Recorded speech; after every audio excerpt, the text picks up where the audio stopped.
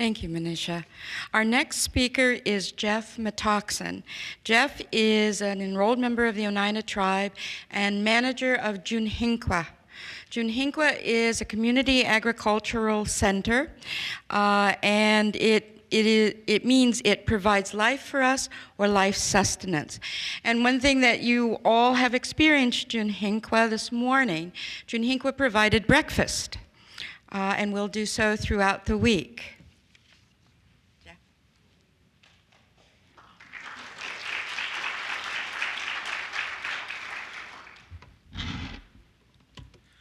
Good afternoon, everyone. I'd like to thank the College of Menominee Nation for requesting the presentation.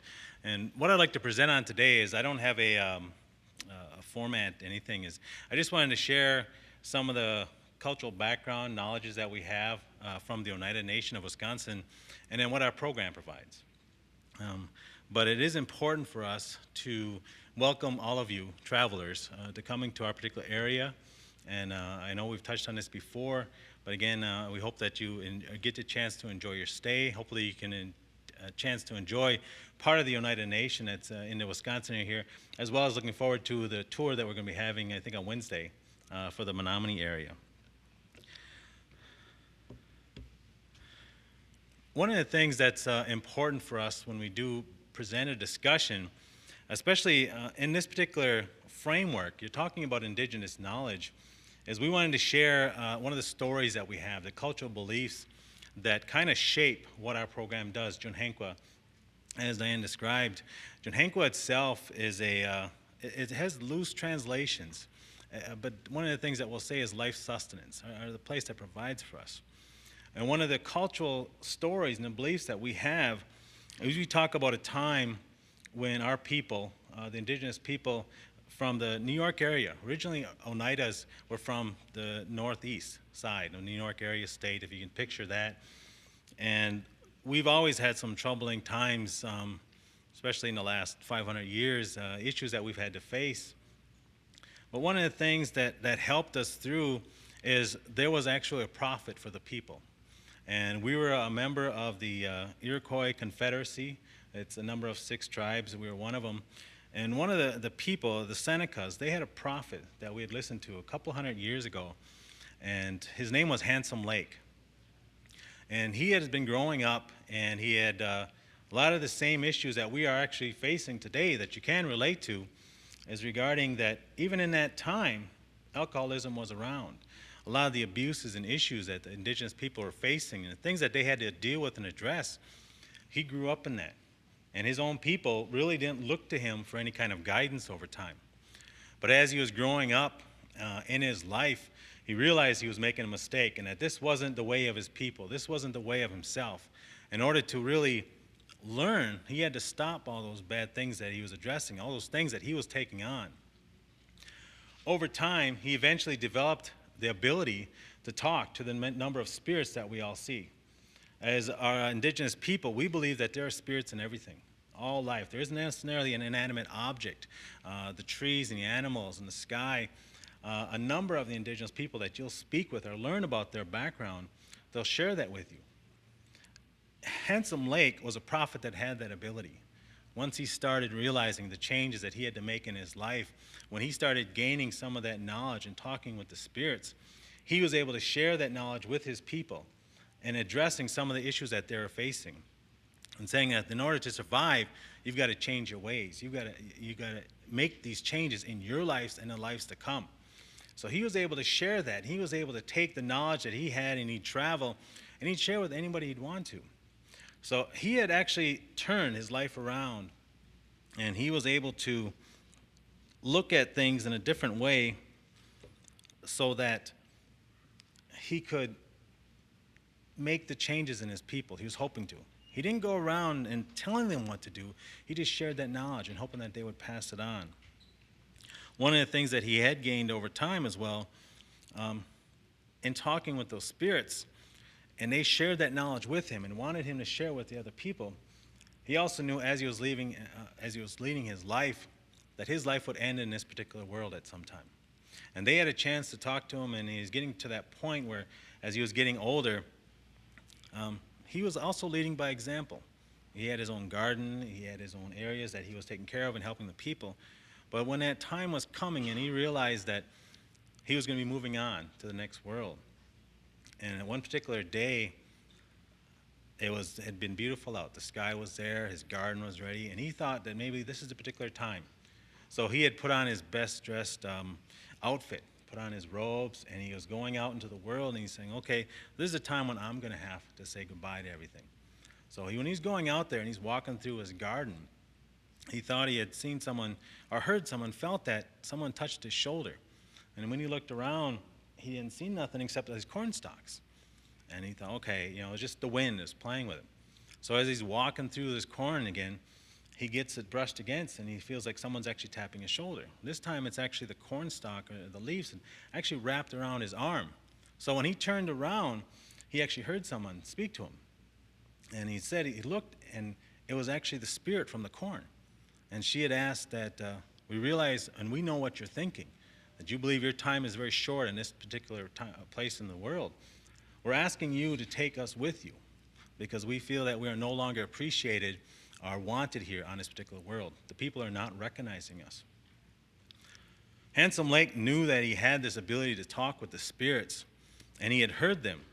And when he listened to their story, that they expressed their concerns that the people are no longer recognizing or honoring the three sisters. And what we refer to as the three sisters is a corn, beans, and squash. They are part of our creation stories and our stories and our culture. But they seen that the people weren't taking care of them. Even though they were planted and he had taken care of his garden, the people in general were not recognizing that. So when he saw that, he asked them to reconsider their decision. And he also let them know it wasn't his place to decide to leave this world. The corn, beans, and squash, the three sisters, that was for the Creator to decide. He did not have that ability to that. If it was his time to go, that they could come with him.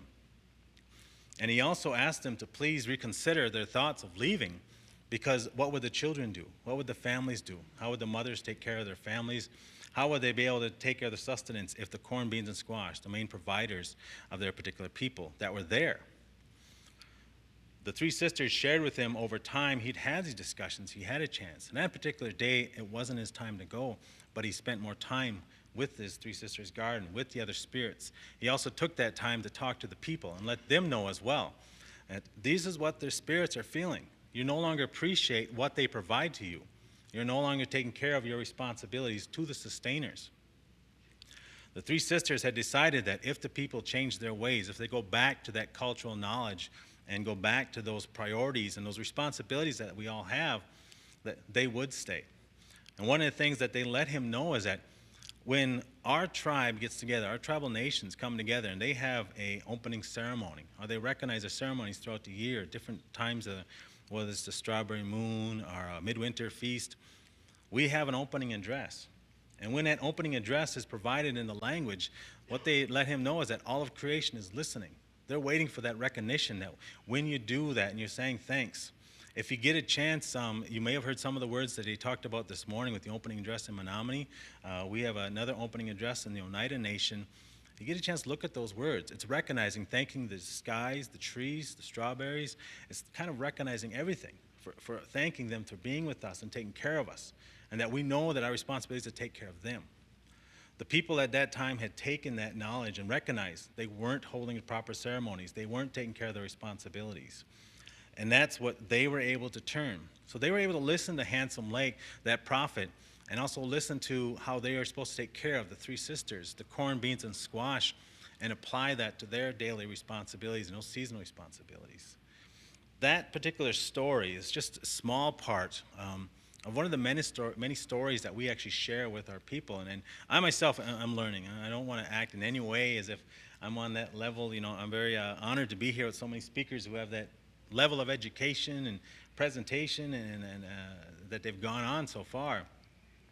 But I'm willing to share the knowledge and the stories that we have with anyone that's willing to listen, at the same time listen to them. But that's some of the background that we look is so important for us, for Oneida, to take care of our three sisters. What I kind of wanted to talk about in reliance to that, or in relation to that, is the white corn that we have. Junhenko itself, really is a program that started probably in the late 70s. And I'll touch real fast on a little bit of its history. It actually is part of our cannery operation. We had a community cannery operation, which is still in existence today. It is open to the community members, and the reason it began is because the people, the women actually began this in our particular Oneida community. We need food preservation established in our community. And so they were able to get the assistance through grants to establish this cannery operation, which is we're still using today, it's still in the area. And it grew from those late 70s, had a lot of troubles. I think it's important for us when we share this openly is I don't want to hear the pretty stories. I know it's pretty, I know it's great. I like to hear some of those solid, hard facts, and some of the issues you're bringing up is how do we get to those points? We have these things that we have to deal with. Our cannery closed down a few times. It had budget concerns, and so I understand that. What I like about the cannery is that it never stayed shut down. It may have been shut down 3 times over the last, since the late 70s, but each year it kept opening up, the following year, even the year after that. And it's still, we face some of those same issues today. As it grew in that time frame, those people that started that cannery had a very small garden, and they would have the cucumbers processed, and they had some tomatoes and some other things that they would take care of. The community would come in and process their particular harvest. It just kept growing. So that it goes through these stages that it had a larger garden. It would go bigger than what it says. And the garden I'm talking about, I've talked with the ladies who were there.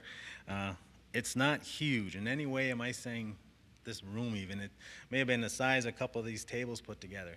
That's all they had. And that's what they would process.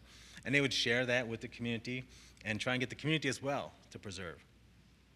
From the 70s into the 80s, during closure times and into the 90s, the people that were there, they were getting these other questions. That term organics you might hear, our sustainability, kind of new to me, just learning it, but I mean, it was just natural. We always had done this. The Oneida people actually had been agriculturalists. We have actually, other than, I know that we had a discussion earlier this morning with the Menominee, with the woodland Indian style of them, hunters and gatherers, we were agriculturalists as well as hunters and gatherers. We had the gardens. We had the white corn plants. We had acres, millions of bushels of corn, and some of the historical information you can look into. That was all part of what we did. So that was there. We didn't use that term organic, sustainability, applying what we know, and I think that's important.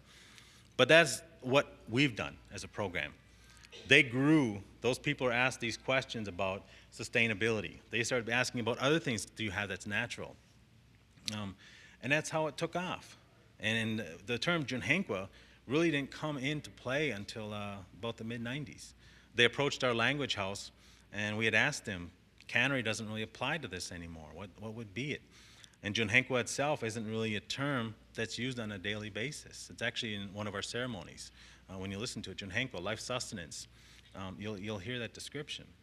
But that's what they'd come up with, and that's where the program title had come from. And in 93, I believe the year was, they had taken a trip to the New York area, talked to the Seneca tribe out there, and they were able to pick up some of the white corn that they have and talk to some other tribes. And they took the white corn, that seed from there, and it's an heirloom white flint corn that we have, and they wanted to start growing here. Now, white corn had actually always been in with Oneidas. A lot of several families grew it on their own, but a lot of times it was for their own use. It really wasn't, the community was there, but you knew which families to go to if you wanted white corn. And the white corn for us was used for our soup, our cornbread, cornmeal, corn mush, if you had a chance to enjoy it this morning. That came from Junhenqua. And that's what our program is trying to do regarding sustainability. We're hoping that not only can we provide the white corn to our community in the ways, but we want to share that knowledge with the community members so that they can plant it themselves and grow it. Our big deal, at least in my big pursuit, is not to have this 100-acre white corn field. It kind of sounds good to some. We can plant at most about 6 acres, and that's fine with me. And we try and meet the community needs with what we have. But we're hoping those community members can again come back and those families can start growing some of their own white corn. So those are some of the issues that we're dealing with and we're trying to provide regarding the white corn. The process itself and that knowledge, we've just been kind of going along and trying to learn it and share it. I guess personally I look at it saying, I'm not sure there's an answer anywhere. I'm not sure they're saying, okay, if I do what you tell me, this will work. Or if you do what I tell you, this will work. No, I look at it as you've got to share that knowledge. It's got to say, you know, what's working in this particular area? How is it working for you? What issues are you facing? What challenges are there? Those are the differences. We've done the white corn, and there is a Three Sisters garden that you can follow. It's kind of a mound system. You're planting your corn. You plant the beans there, which allow the trellis up, as a pole bean, trellis up the corn, and then you plant the squash around it. That helps protect. There's a symbiotic relationship with all those. They've done their studies. Our people have always kind of known corn, beans, and squash provide the sustenance in which you need. When they do nutritional studies, they look at the corn, beans, and squash we plant and look at this such as a higher rate of those proteins and minerals and vitamins. All the stuff you need is in this nutritional package. And we would mix that corn, beans, and squash with the venison, the deer, the bear, you know, any particular thing that you wanted to in there for that corn. So it was part of our natural sustenance, and we knew that. But we've just been kind of continually growing on that. We plant the corn.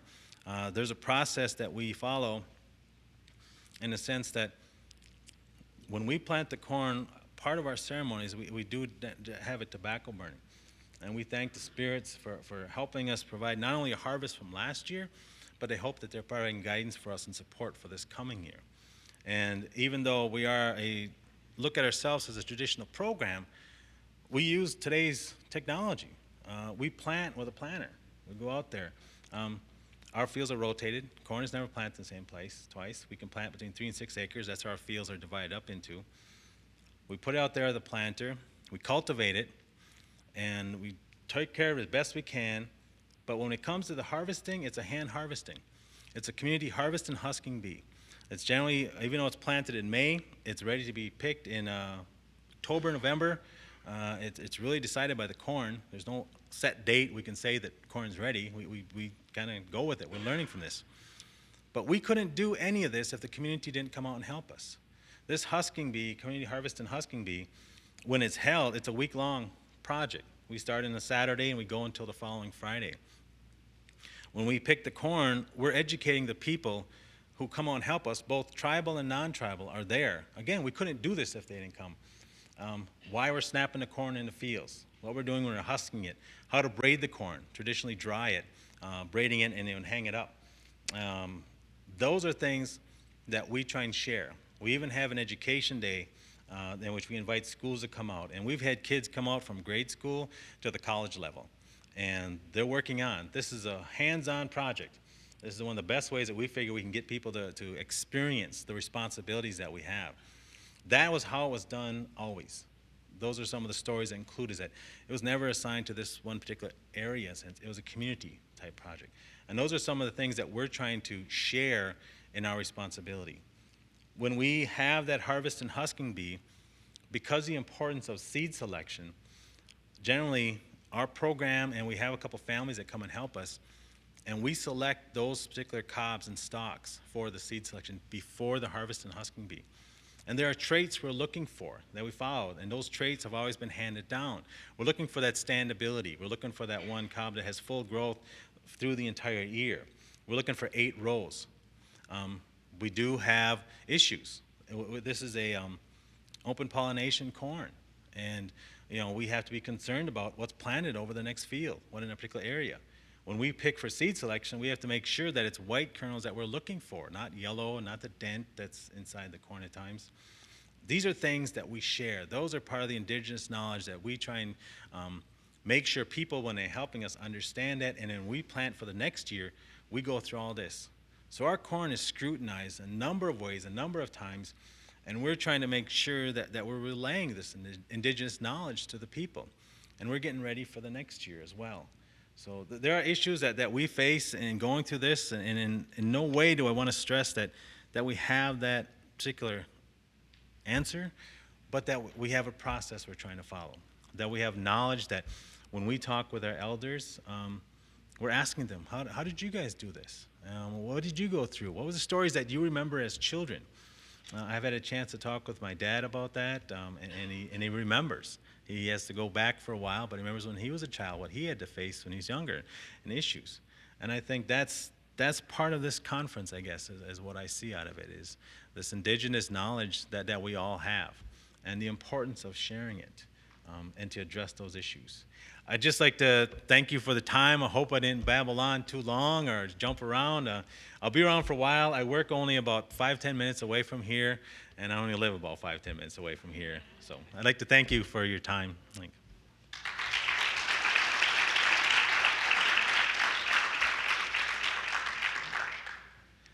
I just want to add, we did bring just one brochure. It's out by the table. When you go outside the doors, you'll see a small trifold, and it lists our program offers.